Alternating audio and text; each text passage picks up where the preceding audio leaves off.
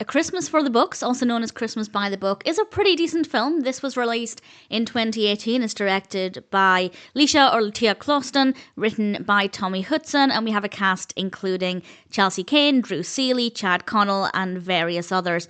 And this was released on Hallmark, but I will say it's maybe a more mellow Hallmark film. I know some people don't like Hallmark Christmas films because they are usually over the top and sickly sweet, and I love that, especially with Christmas films. I know not everybody does, but I think this one's maybe toned down just a little bit, so it might have wider appeal. And this is about a character called Joanna, and she is a relationship expert, and she gets the chance to plan this gala, which could help her career.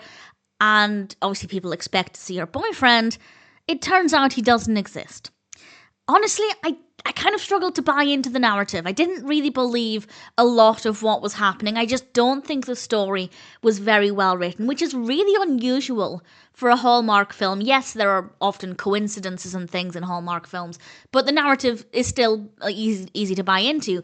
But I just wasn't believing this. I don't think that it works very well as a story. If you can overlook that, or if it's absolutely fine for you, then I think you'll enjoy it, because the rest of it is very well done. But because I wasn't buying into the narrative, I wasn't really emotionally invested in what was happening. I just wasn't really bothered. But it was still watchable, and everything else is absolutely fine. We have some well-written characters. The characters, at least, are believable. The performances are very good. We have some nice camera work, nice music, good lighting, and a good amount of Christmas. But as I said, it's not over the top, unlike a lot of Hallmark films, even from as far back as 2018. I feel like 2017 is when Hallmark started to shift a little bit towards the Hallmark films that we have today. But even as far back as 2018, there are some that are quite sickly sweet, and I love it. I completely lap them up. But this one, a little bit less in your face. So if you like the sound of this one, but maybe you weren't looking for something over the top festive, it could actually be a good one to go with. That being said, I still don't believe the narrative very much. I didn't buy into the story. And again, I don't know if that's ever happened to me with a Hallmark Christmas film. So one every 500 or so. I've reviewed, I think, 500 Hallmark films. Okay, not quite. I've reviewed 496 Hallmark films, of which 235 are Christmas films, a little more than that now.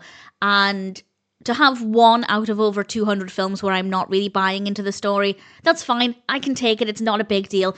As I said, though, everything else, absolutely fine. So if you are curious, definitely check it out if you've been considering it. But again, you're not a huge fan of sickly sweet Hallmark films, I think this one could actually be okay. Check it out if you're curious. It's never going to be my favourite, but ultimately, it was still a watchable film.